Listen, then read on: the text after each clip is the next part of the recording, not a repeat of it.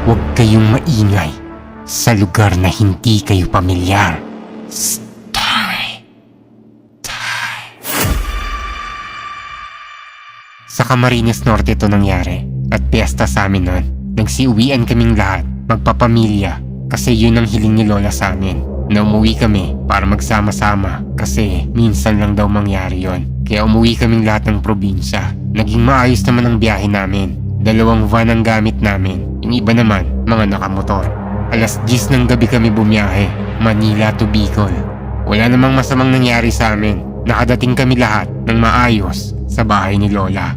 Mga 7 AM na ng umaga kami nakarating. Pagdating namin doon, nagkamustahan, kwentuhan, tapos nagpahinga na kami. Pagpatak ng 3:00 ng hapon, bumili kami ng alak at pulutan para maiinumin kami mamaya sa handaan. Tapos mga 6:00 ng gabi, nagsimula na ang kasiyahan sa bahay ni Lola. Oh, siya! Kumusta nga pala yung pag-aaral mo? Ang saya siguro nun. Uy, shit ka! Malaki naman ang bahay ni Lola.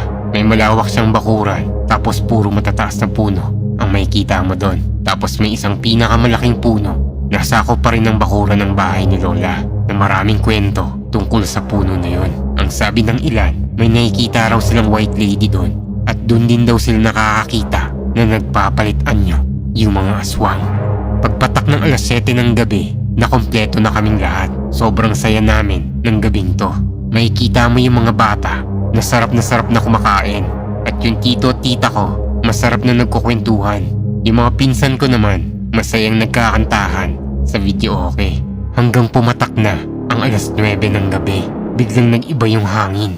Ang lakas ng hangin na yon. Kakaiba yon. Parang bigla kaming binagyo. Pero tumagal lang yun ng mga 10 minuto. Nagtinginan kaming lahat sa langit kung uulan ba, pero wala namang mga ulap. Kaya nung tumigil na yon, tinuloy ulit namin ang kasiyahan. Nung mga oras na to, hindi lang kami yung gumagamit ng video okay. Pati rin ang ibang kapitbahay nila Lola. Pagpatak ng 10:30 ng gabi, dito na natapos ang kasiyahan namin.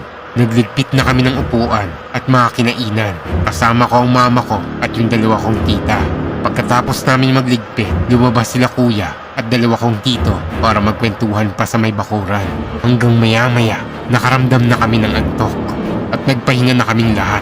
Pero sa kahimbingan ng tulog namin, bandang 11:40 ng gabi, biglang may hindi kami inaasahan na mangyari. May biglang namato sa bubong ng bahay namin. Nagulat kami ni mama kung saan nanggaling yun. Pero hindi